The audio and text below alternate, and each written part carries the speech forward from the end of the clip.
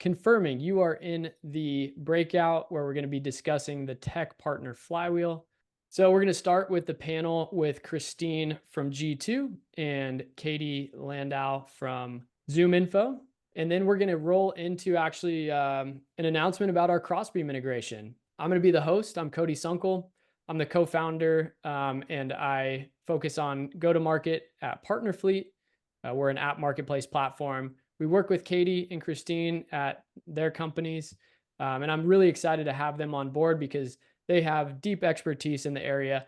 They both run, the overarching partnership programs at their respective companies. They're not solely focused on tech partnerships. So I'm asking them to narrow focus for the context of this discussion and drill in on tech partnerships and talk about how to build that flywheel today. First of all, can I ask Katie and Christine to give just a brief intro on who you are, what you're focused on?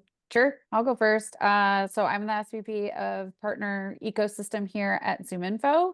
I've been in the channel and partner space for, 18 years now. It's kind of ridiculous. Because I don't look that age, by the way. Thank you very much. Yeah, so I've been around the block. I've been everywhere from tiny startups all the way up to massive mega corporations, publicly traded, private equity firms, the entire gamut. So always happy to share the experiences that I've had and some of the knowledge I've picked up along the way. This is why I love talking to Katie, because Cody came up to us with 8 questions. We're like, we're going to talk forever.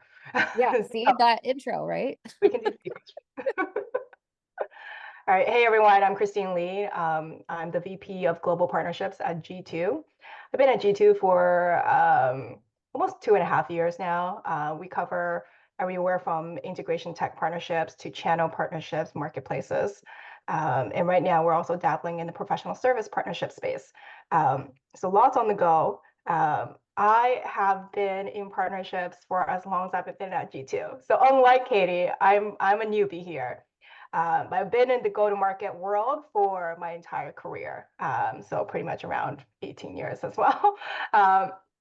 So really, really cool to see how partnerships as a function have just picked up like a rocket ship over the last few years. I think it was still relatively nascent when I first joined, but amazing to see the impact on revenue and how it's actually transforming the whole business.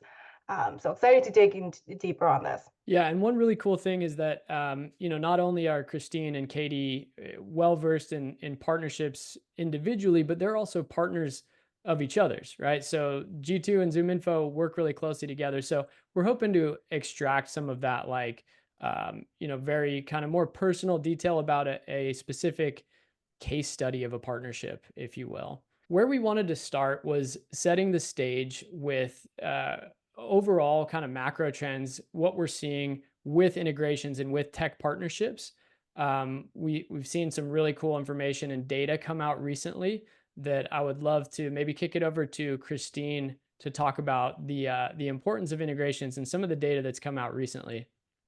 Yeah, thanks, Cody. So for those who are not aware, G2, largest B2B software marketplace in the world, every year we publish a buyer behavior report to really help inform the industry around how buyers are purchasing, where they go for information, and how best to get in front of buyers. In our most recent launch, I think it was just a month ago, we interviewed over 1,900 B2B software buyers and some really interesting key trends that relate back to our partnership and more specifically tech integration world. The first is that software spend continues to grow. I know it doesn't always feel that way in the marketplace, but we have over 54% of respondents saying that their budgets will grow next year and they're planning to increase their software spend. However, how they grow is a little bit unique. The first is that they have a smaller shortlist. Last year, we saw that the majority of buyers had 4 to 7 products on their shortlist. This year, it's 1 to 3. And so who they're picking is becoming very, very small. Then the sales cycle is also lengthening. So we're seeing most purchases of 20K plus for a software piece is extending to 4 or more months. And more specifically, for if you are in a go-to-market category of software, it becomes number one. So if you're selling a sales software piece, marketing software piece, customer success, customer experience, integrations has become the number one consideration for buyers. And it makes sense because they all want to utilize what they already have invested in and try and make it even better. And then lastly, ROI expectations have heightened. So we see that 57% of buyers now expect to receive ROI within the first 3 months of purchase, and 11% expect ROI immediately. So really interesting around how I'll talk a little bit more about how we leverage integrations to speed up the path to ROI for our customers. And then the last piece I want to leave with you is how buyer trust has been transforming. We're seeing waning trust in vendors' websites. Actually, 11% said they don't trust vendors' website at all for information. We're seeing growth in preference for purchasing software on third-party marketplaces like the hyperscalers. I think we saw a 5% point change year over year. So from 25 to 30% of buyers now prefer to buy software on a third-party marketplace. And then, of course, we're also seeing increase in reliance on peer reviews and getting feedback on software purchases from their own personal network. So those are some tidbits I want to leave with you all and thinking about the role of partnerships. I think it spreads across that whole the whole journey and what we're seeing with buyer trends. Yeah, and what pops out to me, one of the things that's very relevant to the discussion that we're having right now is integrations being the number one buyer consideration for many industries or verticals. It sounds like a silver bullet, right? It sounds like every company is going to be jumping on board and making that priority number one. However, the sentiment that we hear in the market is not always that. One of the comments in the chat was already about talking about layoffs and things like that. And we've seen a lot of that in partnerships. So what's this disconnect about? And, I'd love to hear your thought on that. And then it's interesting because G2 is the one publishing this data, but also I'd love to hear how your companies at G2 and Zoominfo are internalizing these macro trends in this data and incorporating it into your company strategy. So a couple things about this. I think the hardest thing is that even though every organization realizes that integrations and the way that it works together with others is probably the most important product evolution you can go through, because the easier it is for you to plug into the rest of their entire tech stack, as well as becoming really sticky within their tech stack, your retention numbers, your satisfaction scores, everything goes up from there. It also delivers a lot of trust because if you're integrating with certain brands that maybe are larger than you, it gives a lot of customers some reassurance, right? That you are legitimate, that you are, something that they can rely on and something that they can go to. I think the issue today of why it's something that potentially isn't always the first thing that every organization goes to is because there is really no direct ROI unless you're doing some sort of transaction model, right? So if you're charging for the integration or anything like that, but majority of organizations, including ourselves, we do not charge in order to have access to our native applications in other spaces like Dynamics, like Salesforce, as well as any of our other integrations that we have with our partners like G2. As long as we are mutual customers, we open that up to all of our admins and they can add and integrate as much as they want at any time. The issue with that, though, is again, there's no direct ROI or direct ACV that you can attribute to those integrations. And that's where ELT typically has the hardest time, right? It's more of a qualitative, additive to your entire ecosystem versus a quantitative.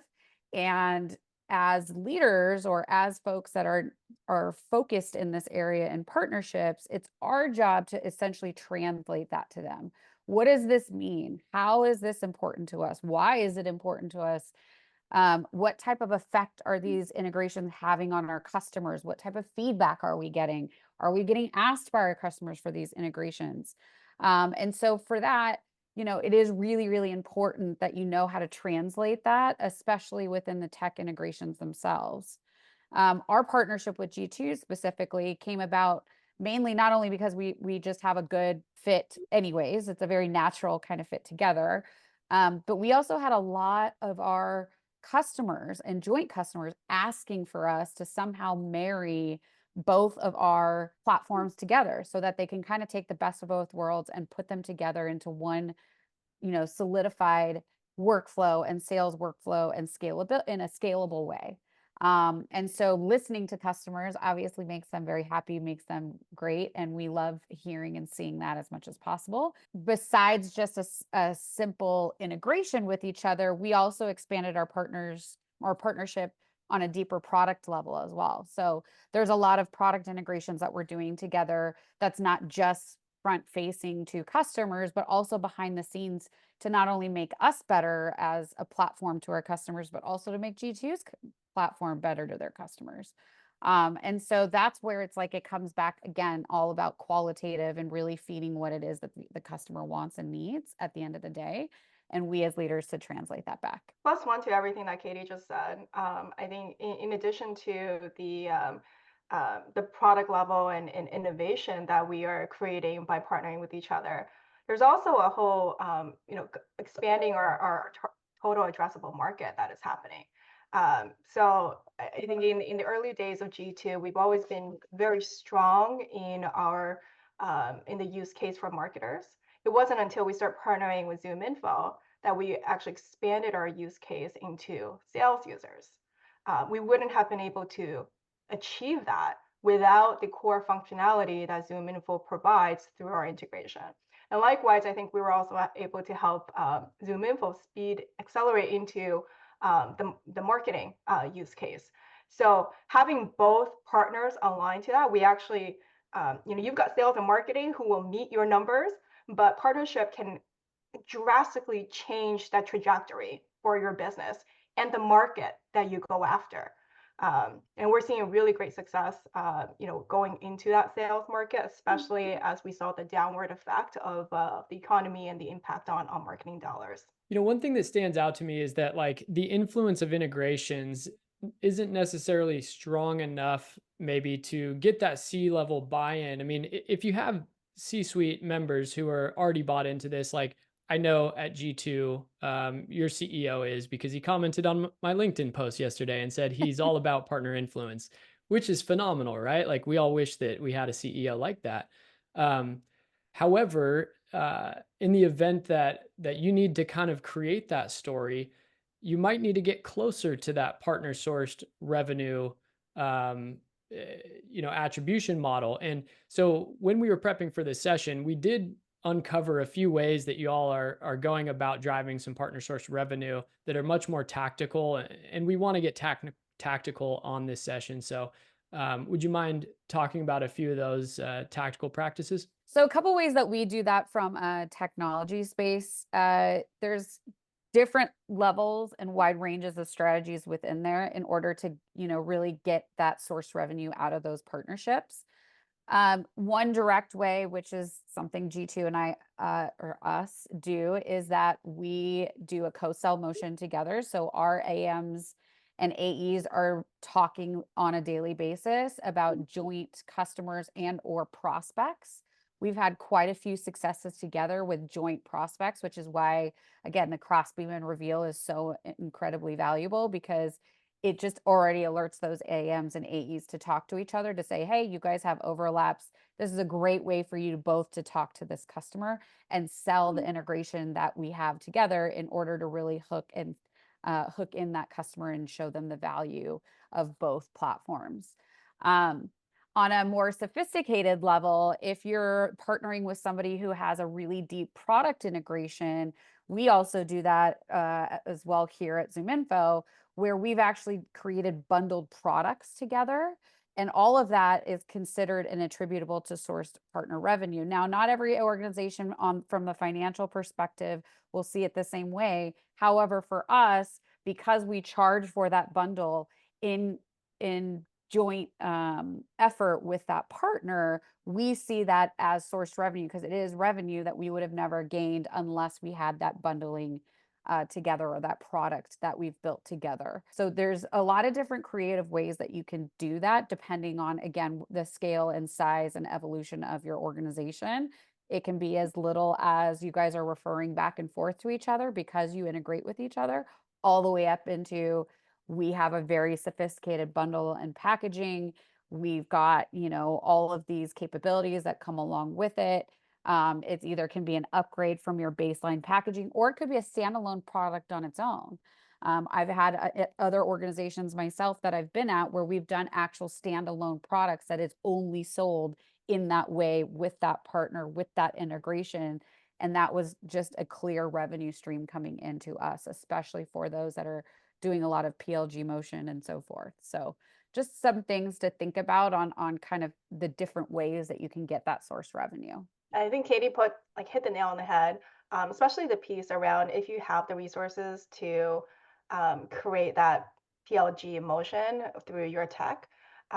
It really varies by company, but something that Zoominfo and G2 does is for every G2 buyer intent subscription you have, and if you are not currently a Zoominfo customer, then you can have a free trial of Zoominfo's contact data in my G2.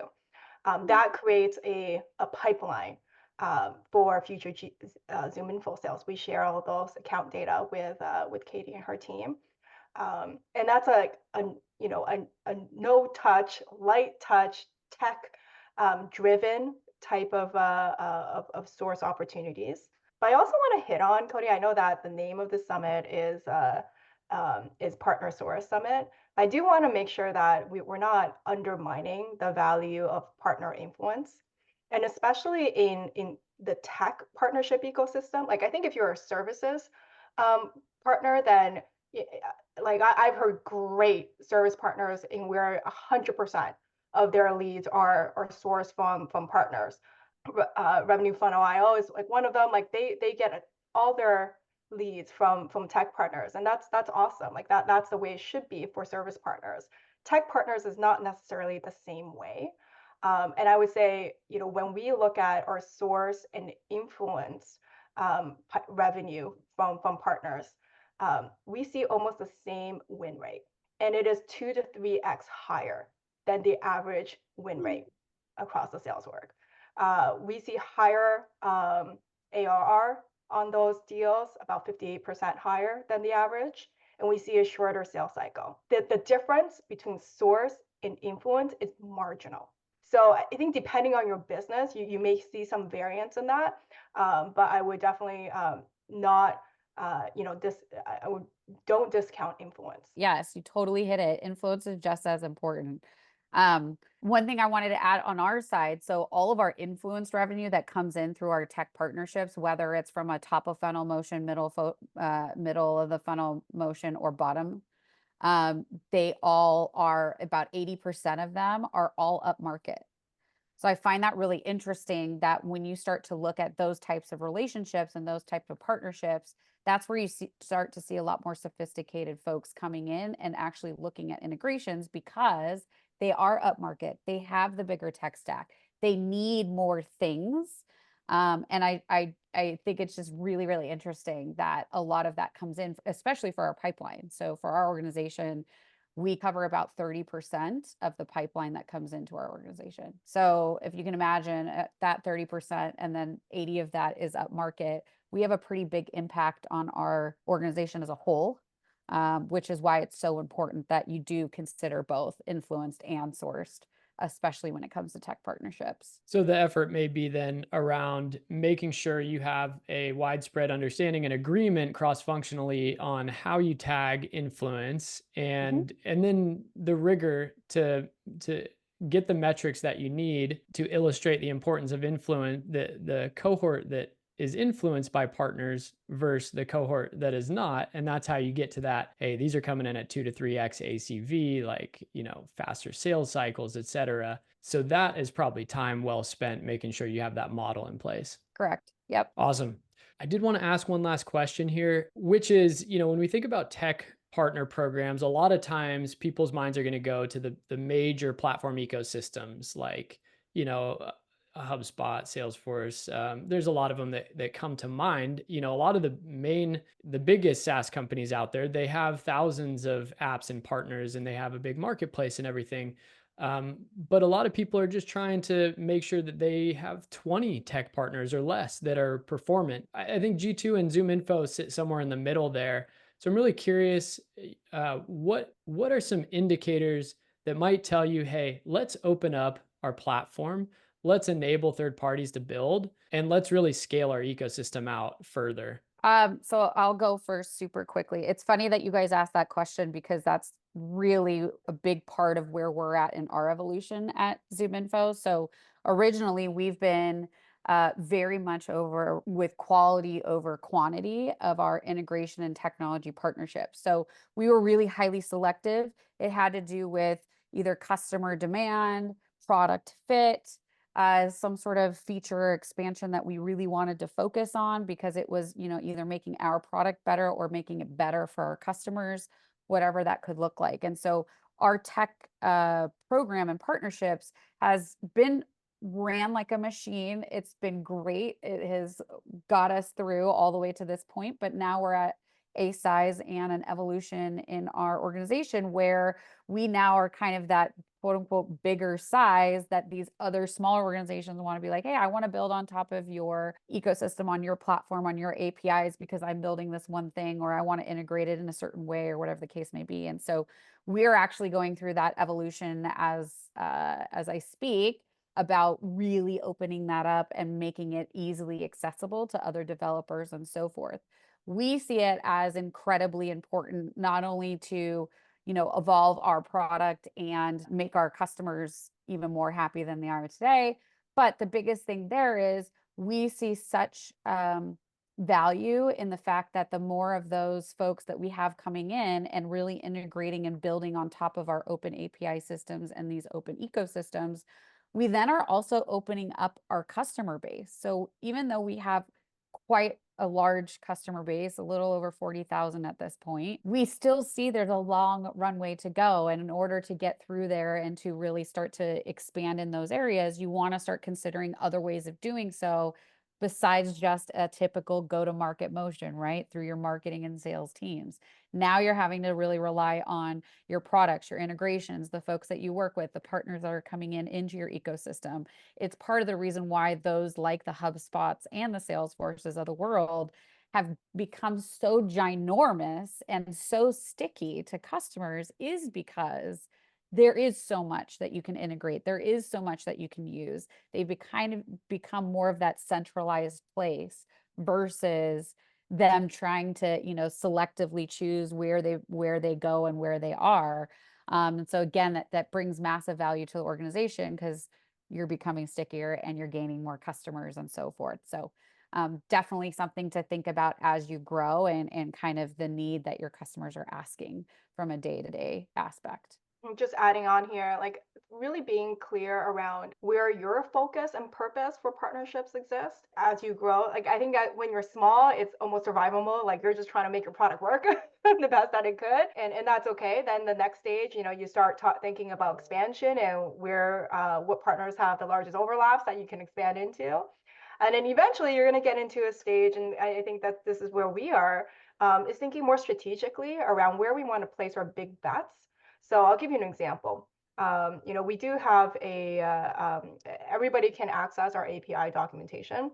Where we're going to do some improvements there, but everyone can access it. And as long as you have a G2 paid subscription, you can self-authenticate an API token and use it for your integration build. We've realized that there are a few partners that have come through this informal way. Like they never actually reached out to us to partner. They just went and built it on their own. They were scrappy. But we realized that there's some really amazing innovation that's coming out of those type of self-built integrations. Marketing attribution platforms is one example. The works of Hockey Stack, Dream Data, Factors AI are a few that have come up over the last couple of years in a very nascent category. If you were to come to me and say, like, let's look at a cross-beam overlap, that would not justify, where we place our resources. But the innovation that they bring, the very specific challenge that they solve for our customers and where we want to go with our business is meaningful enough that we would, look to create a more strategic partnership with them. And so, Cody, to your question, like I do believe that we're moving toward like an open, API partner ecosystem. That's the only way that we can sustain this type of innovation without burning out our internal resources. And it really helps inspire us to think about where our next focus for partnership should be at. Awesome. Yeah, love the insight there. Thank you so much for joining us.